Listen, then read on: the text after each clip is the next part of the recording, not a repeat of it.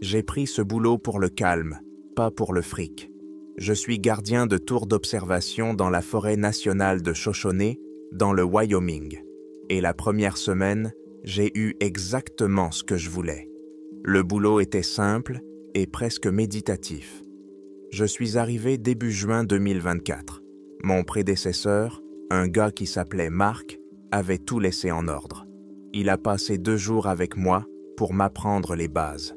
Comment utiliser une carte et un Alidad Osborne pour déterminer la direction de la fumée? Comment tenir un journal météo? Comment communiquer par radio à 9h et 18h pile? Puis il est descendu par le sentier et je me suis retrouvé seul.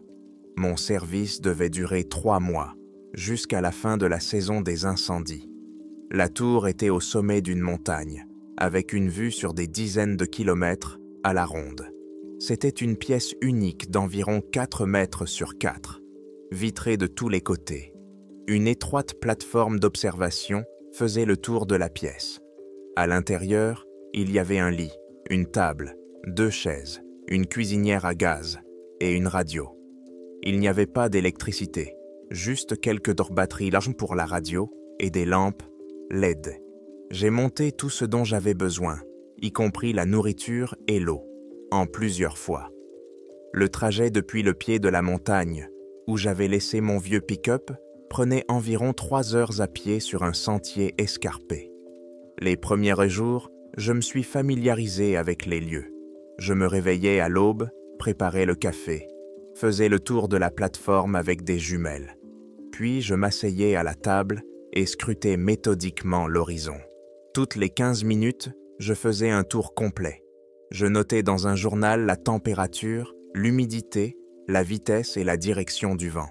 À 9h, je contactais Dave, mon coordinateur. « Tour 2-7, à l'écoute », disais-je.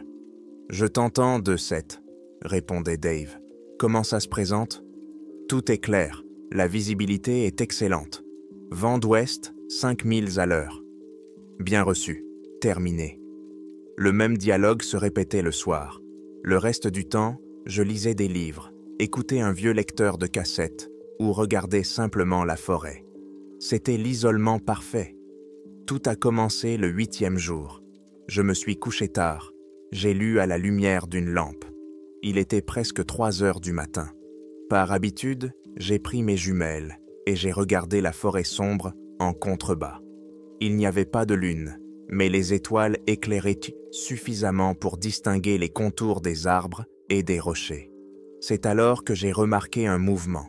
C'était dans la zone marquée « Ruisseau des élans » sur la carte. Quelque chose bougeait à travers les arbres. Pas comme un animal qui s'arrête, renifle, change de direction. C'était un mouvement régulier, méthodique, à vitesse constante. Comme si quelqu'un marchait en ligne droite, sans se soucier du relief ou des broussailles épaisses. J'ai sorti mes jumelles pour essayer de voir mieux. C'était quelque chose de grand et de sombre. Impossible de distinguer la forme. Juste une tache sombre qui se déplaçait vers le sud. J'ai regardé ma montre. Il était 2h53 du matin. J'ai pris mon journal et j'ai noté 0253.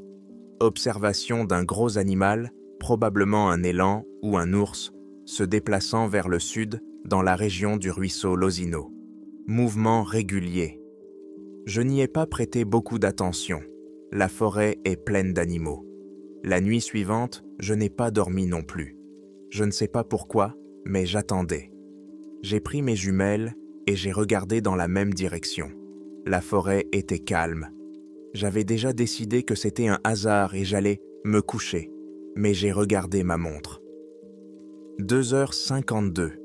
J'ai remis mes jumelles devant mes yeux, et à 2h53 exactement, le mouvement a repris, au même endroit, à la même vitesse, dans la même direction. Une tache sombre qui flottait simplement à travers les arbres. C'était déjà bizarre. Les animaux peuvent avoir des habitudes, mais pas avec une telle précision à la minute près. Je l'ai suivi jusqu'à ce qu'il disparaisse derrière la crête de la montagne, comme la fois précédente. Cela a pris environ 17 minutes. J'ai fait une nouvelle note dans mon journal en ajoutant « Observation répétée. L'heure et l'itinéraire sont les mêmes qu'hier. » La troisième nuit a dissipé tous mes doutes. Ce n'était pas un animal. À 2h53 du matin, j'étais déjà assis avec mes dos jumelles mais à la main.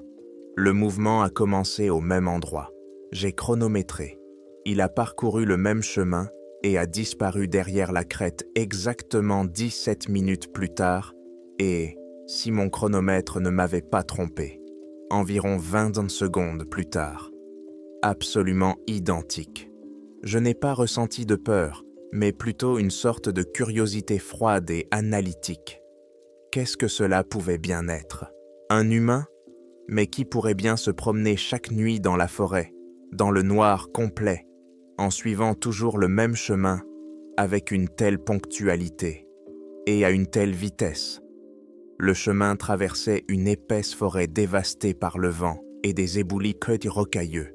Pour maintenir une telle vitesse, il fallait non seulement être en excellente forme physique, mais aussi connaître parfaitement le chemin et probablement utiliser un appareil de vision nocturne.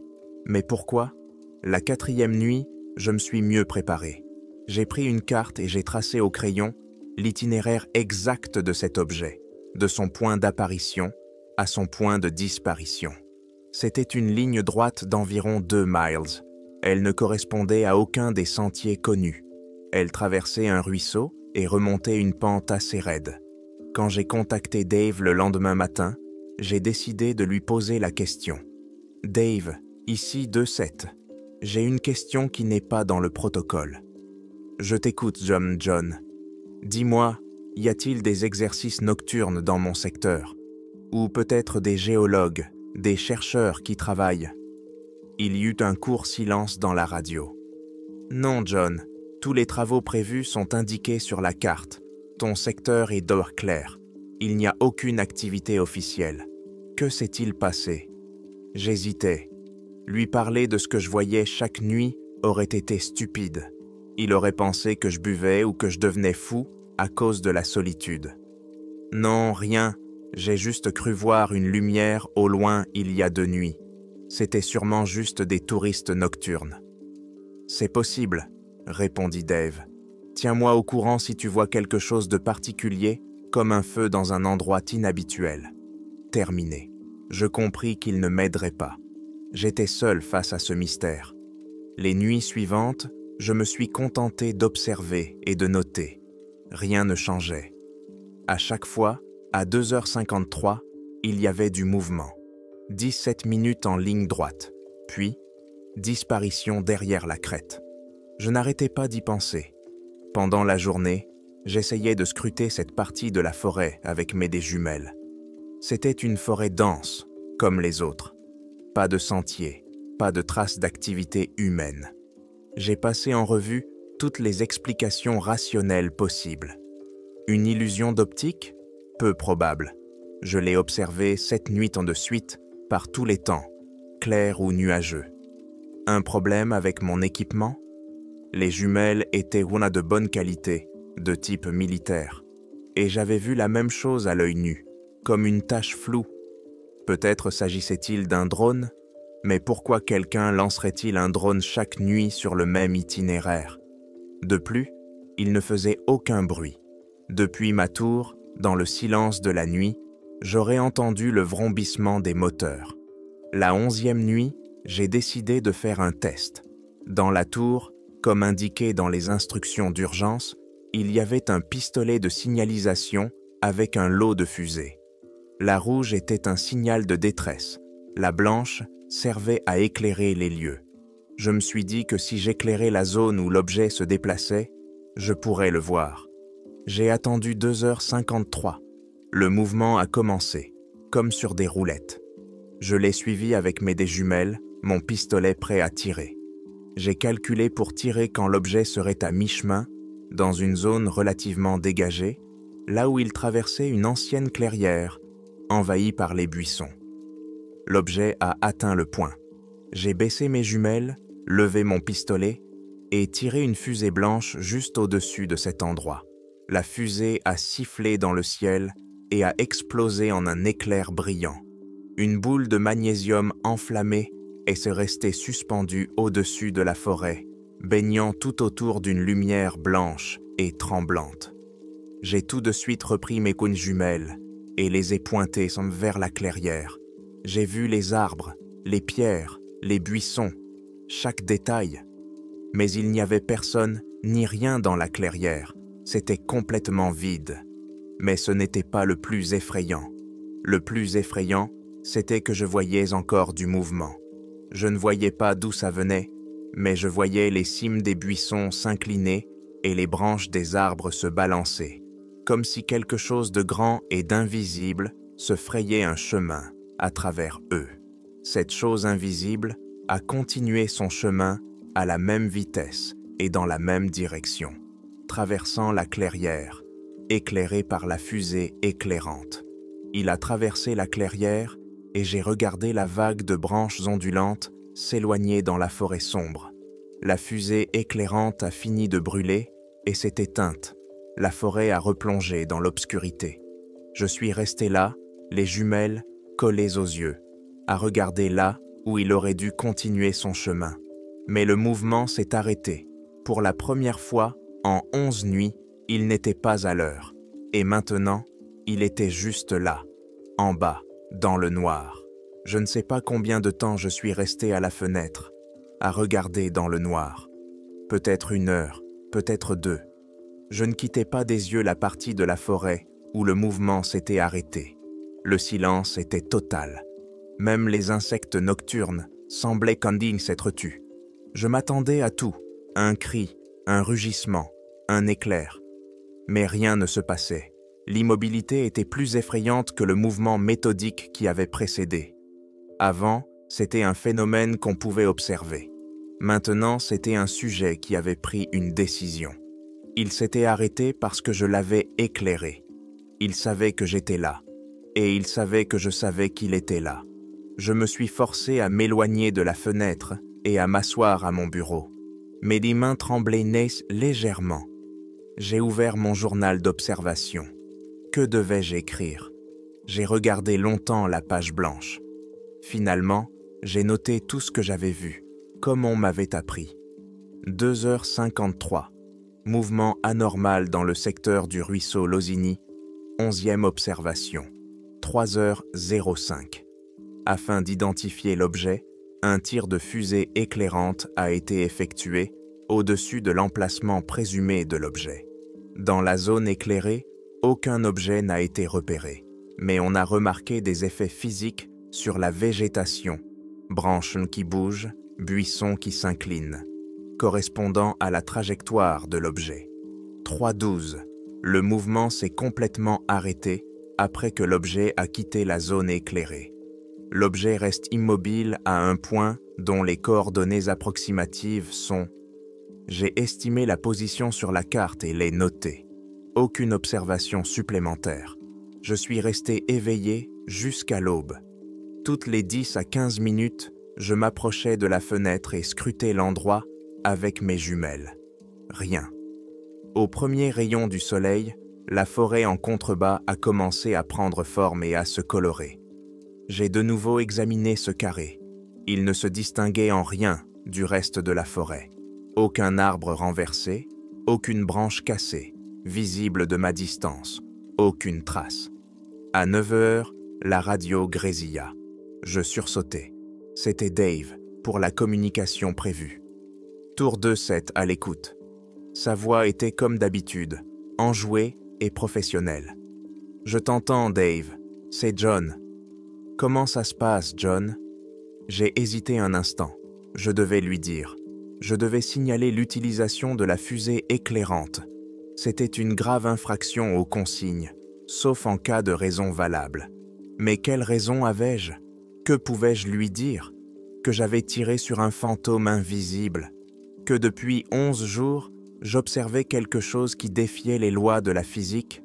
On me virerait de la tour le jour même, soupçonné de troubles mentaux, et je me retrouverais sans le boulot que je venais de trouver, sans argent.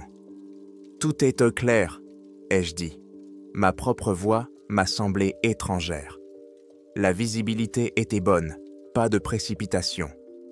Bien reçu, terminé. J'ai passé toute la journée tendu.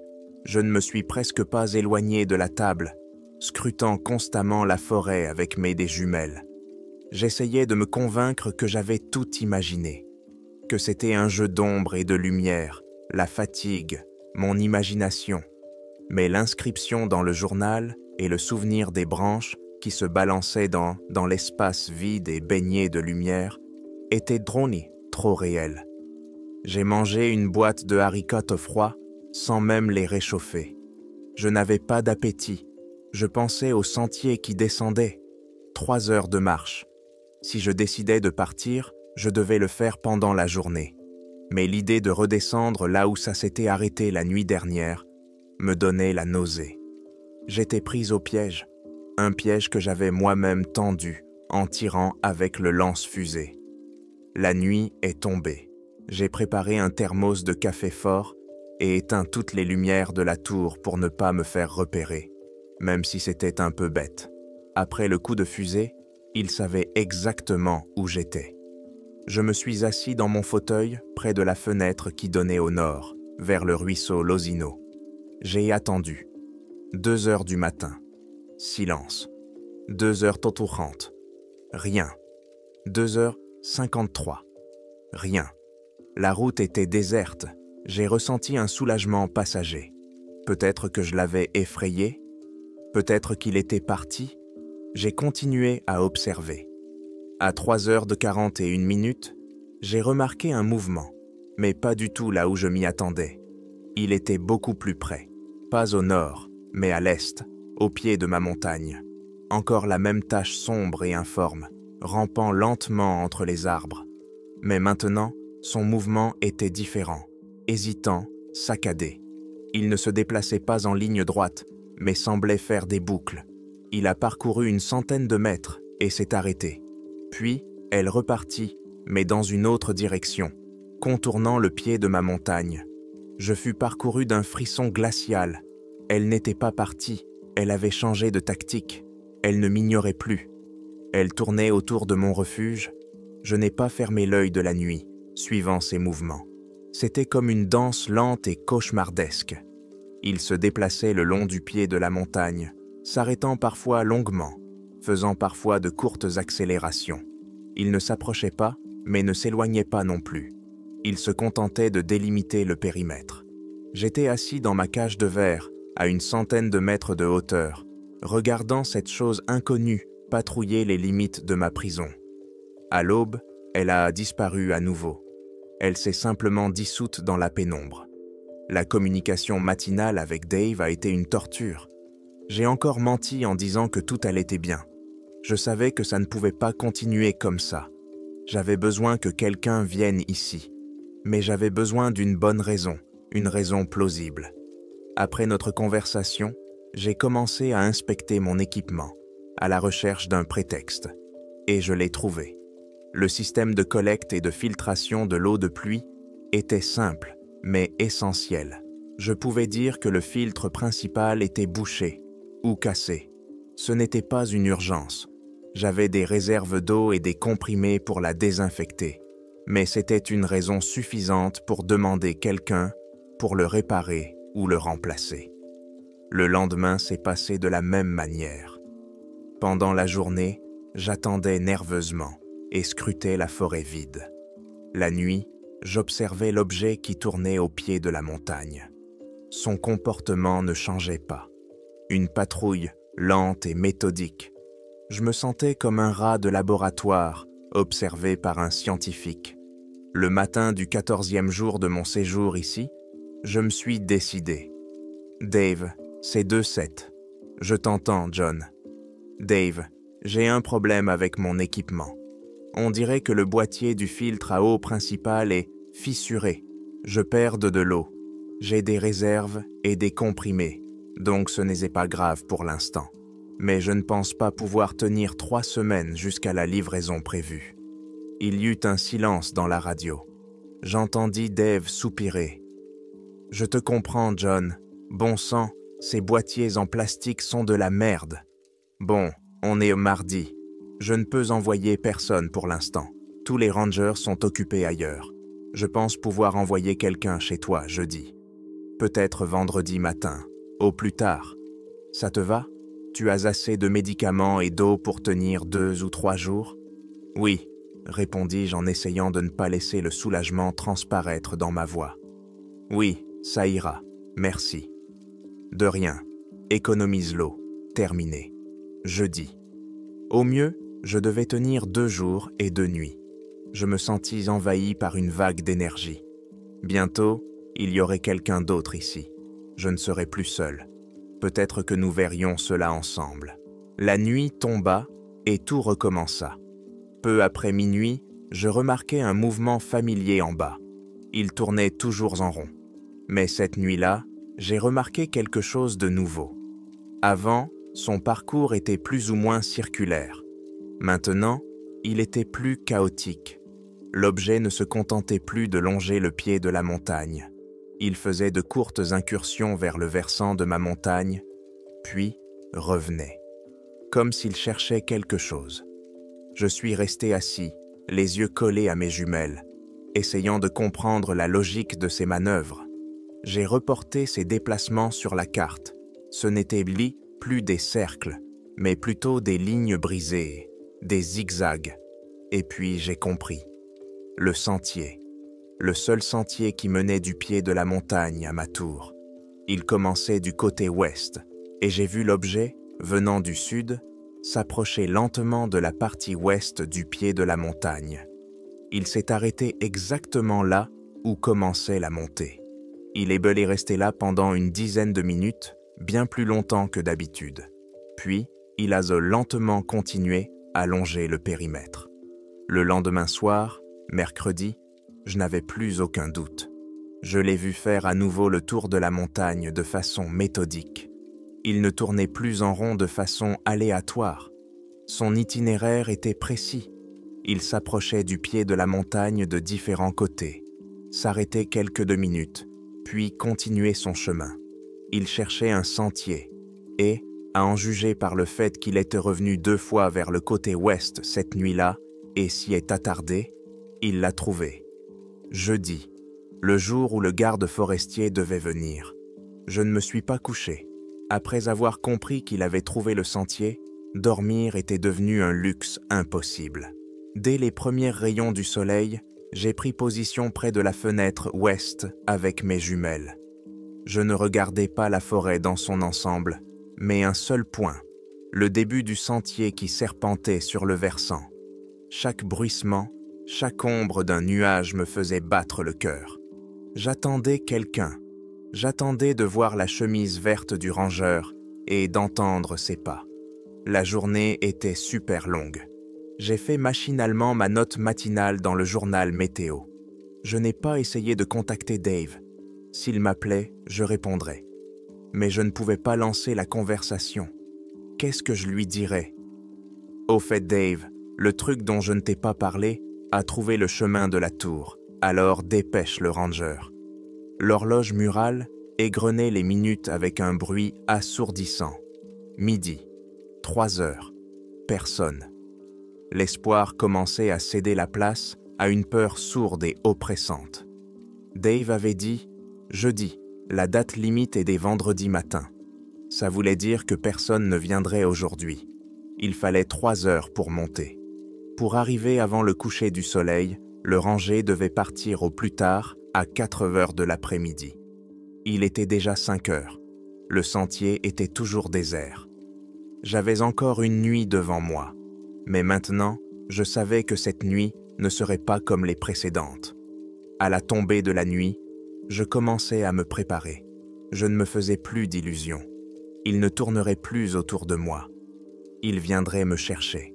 Je commençais par barricader la porte. C'était la seule entrée de la pièce et elle s'ouvrait vers l'intérieur. Le verrou semblait fragile. J'ai poussé vers la porte mon bureau, lourd, en bois massif. Par-dessus, j'ai empilé une caisse de conserve et 2 bidons d'eau. Puis, j'ai décroché mon lit métallique et j'ai appuyé son cadre contre la table, en le calant entre la table et le mur opposé. La construction était encombrante, mais elle me semblait solide. Maintenant, pour entrer, il fallait enfoncer la porte avec le montant. J'ai ensuite vérifié la radio. Je l'ai réglée sur la fréquence d'urgence et j'ai appelé plusieurs fois. Mayday, Mayday, Mayday. Tour de cet appel. Répondez, quelqu'un sur la fréquence. À vous. En réponse, rien qu'un sifflement régulier de parasites. J'ai essayé plusieurs fois. Inutile. La nuit, à cause du relief et de l'atmosphère, la communication dans les montagnes était toujours plus difficile. J'étais coupé du monde. Ma seule arme était une hache de pompier, accrochée au mur en cas d'évacuation d'urgence. Je l'ai prise, une tête en acier lourd, un manche poli.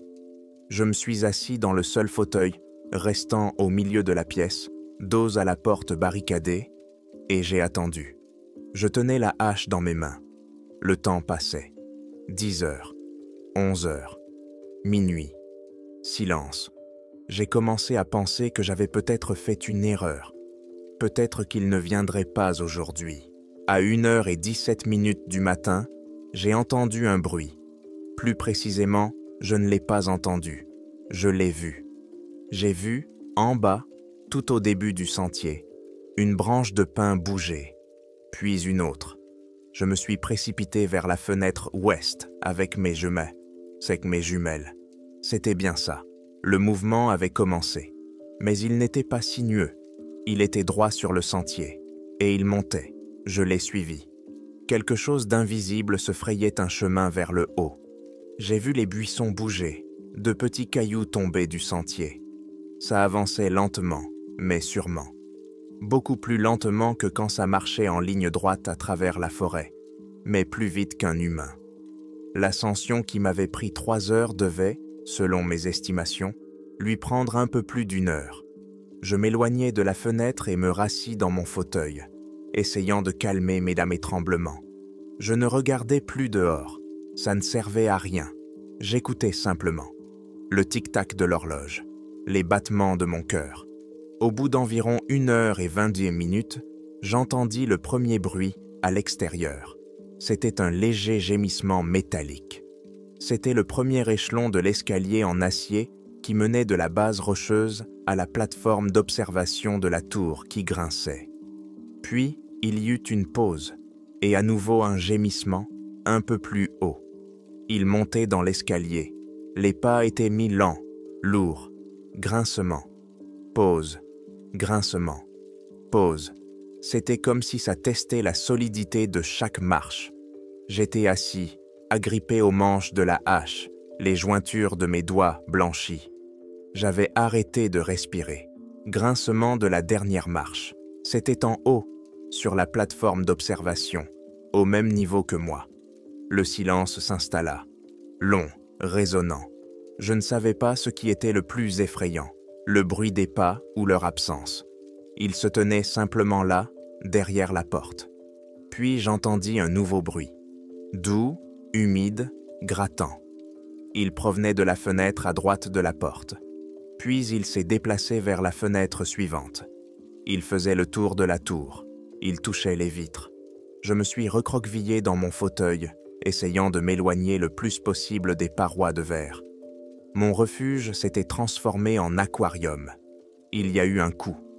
Sourd, puissant, mais pas brusque. Comme si quelqu'un avait poussé la porte avec quelque chose de lourd et de mou. Toute ma barricade a tremblé. Je me suis levé d'un bond.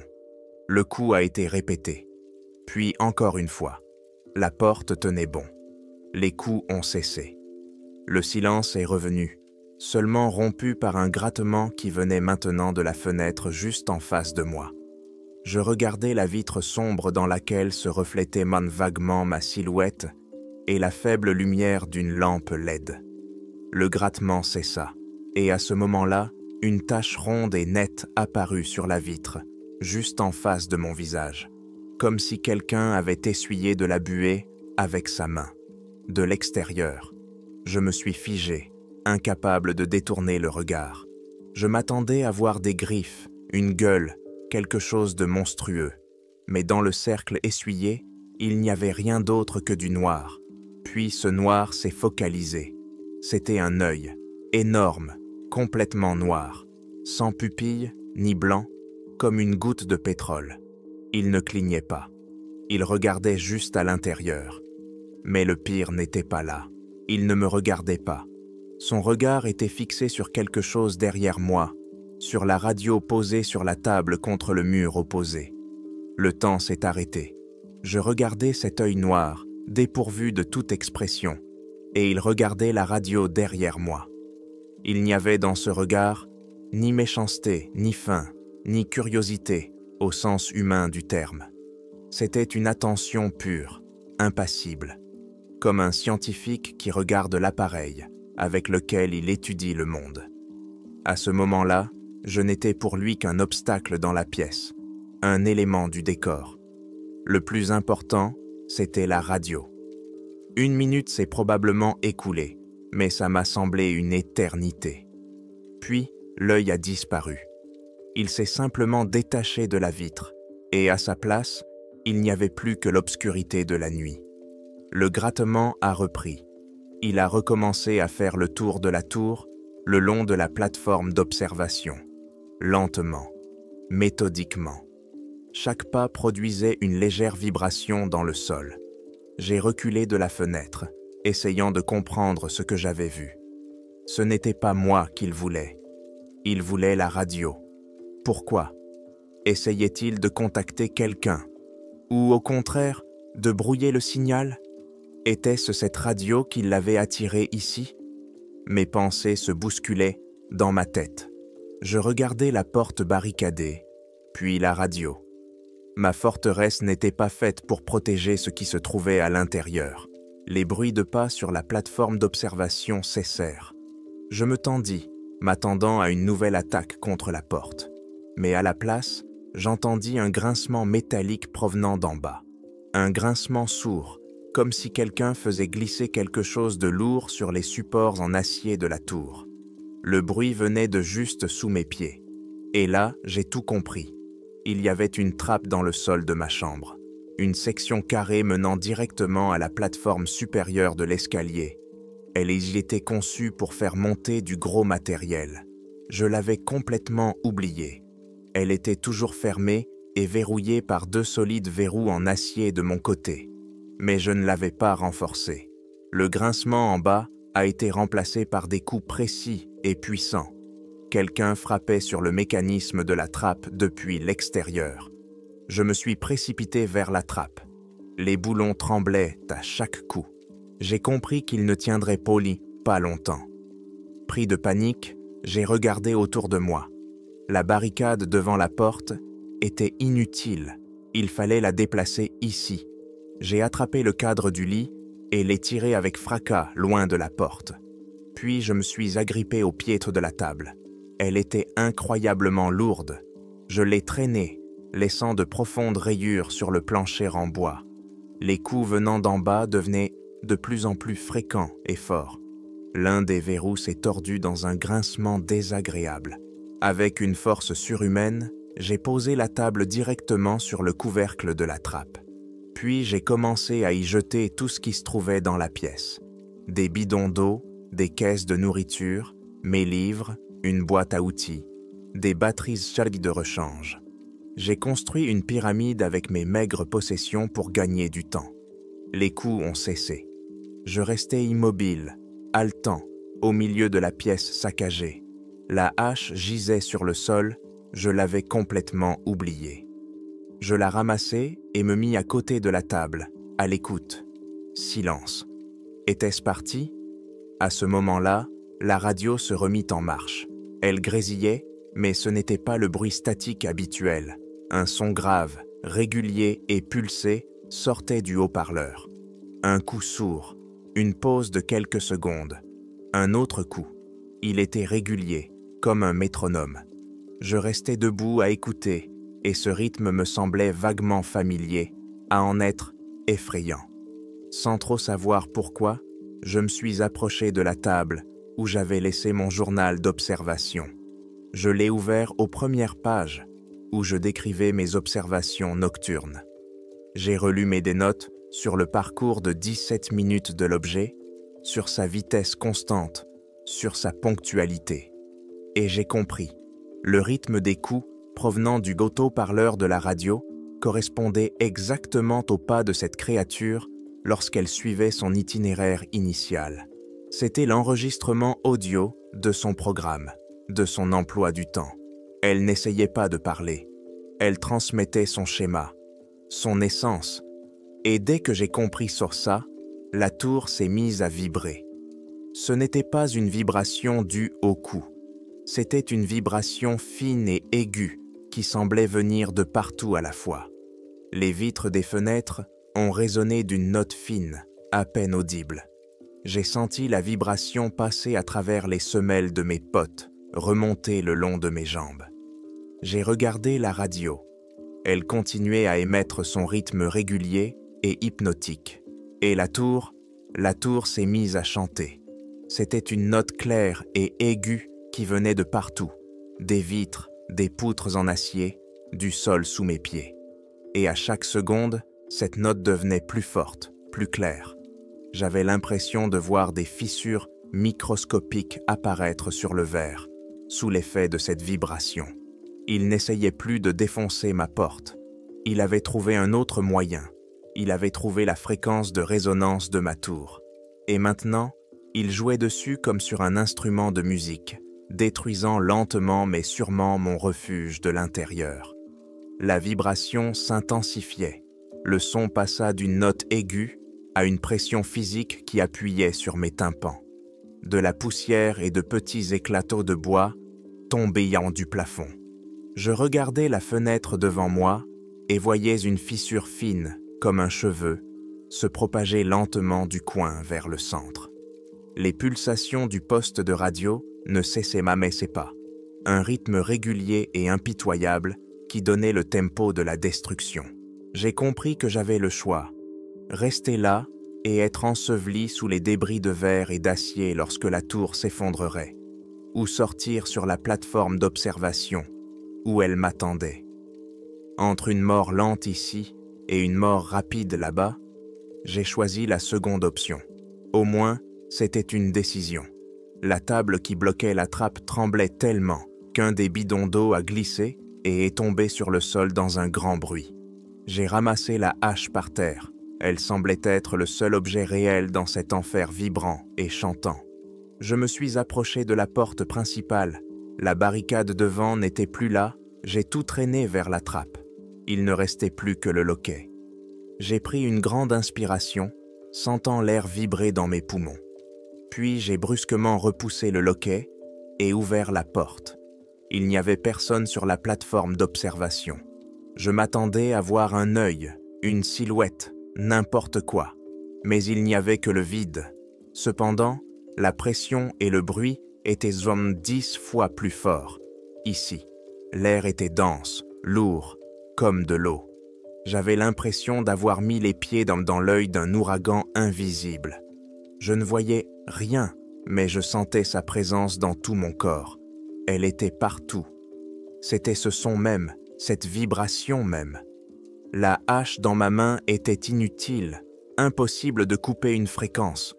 Je n'ai pas traîné. Je me suis précipité vers l'escalier et j'ai commencé à descendre. Les marches métalliques et la rampe tremblaient tellement sous mes mains que j'avais du mal à me tenir debout. On aurait dit que les boulons allaient les sortir de leurs gonds. Je ne descendais pas, je dévalais les marches en sautant par-dessus, m'agrippant au métal froid et vibrant. Quand mes pieds ont touché le sol, je me suis mis à courir. Je ne me suis pas retourné. J'ai couru sur le sentier qui descendait dans l'obscurité, trébuchant sur les racines et les pierres. Le hurlement perçant de la tour me poursuivait. Il devenait de plus en plus aigu et aigu jusqu'à devenir un ultrason que je n'entendais plus, mais que je sentais encore de tout mon être. Puis, il s'est brusquement arrêté. Un silence assourdissant s'est installé. J'ai couru jusqu'à ce que je n'aie plus de force, puis je me suis effondré dans les fougères près d'un ruisseau, haletant. Je suis resté là jusqu'à l'aube, sursautant au moindre bruit. Au premier rayon du soleil, j'ai boité jusqu'à ma camionnette. J'ai démarré et suis parti sans me retourner. Dans la première ville, j'ai trouvé une cabine téléphonique et j'ai composé le numéro de Dave. Dave, c'est John, de la tour 27. John, bon sang, tu as raté la séance du matin. J'étais sur le point d'appeler les secours. Tom est déjà en route. Il est parti il y a 1 heure. Ta radio était morte? Tom. Ranger. Il allait là-bas. Je démissionne, Dave, ai-je dit d'une voix calme et sans vie. Je suis en ville. J'en ai marre. Tu démissionnes? Tu ne peux pas simplement abandonner ton poste. Que s'est-il passé? Je restais silencieux, regardant mon reflet dans la vitre de la cabine téléphonique. Dis juste à ton pote de faire gaffe. La tour n'est pas sûre. La structure est endommagée. Je raccrochais. 6 mois passèrent. J'avais déménagé dans un autre état et trouvé un boulot dans un entrepôt. Le travail physique monotone m'aidait à ne pas penser. J'avais presque réussi à me convaincre que tout cela n'était qu'un long cauchemar réaliste causé par la solitude et le stress. Un soir, je parcourais sans but les sites d'information. Je suis tombé sur un petit communiqué de presse sur le site web du Service forestier américain. Le titre était ennuyeux « Fermeture de site dans la forêt nationale de Shoshone ». Le texte disait que la tour d'observation des incendies numéro 27 allait être démolie à cause de la dégradation soudaine et rapide des structures porteuses causées par une série d'anomalies sismiques localisées. C'était l'explication officielle, un mensonge qui cachait ce que j'avais vécu. J'ai souri, mais j'ai continué à lire jusqu'à la fin. La dernière phrase du communiqué de presse était mise en évidence dans un paragraphe séparé. En outre, conformément à la directive de la Commission fédérale des communications, toutes les émissions radio, tant gouvernementales que civiles, sont interdites pour une durée indéterminée dans un rayon de 20 miles autour de l'emplacement de l'ancienne tour. Cette zone est déclarée zone de silence radio RCEPT. Cette restriction est imposée pour des raisons de sécurité nationale.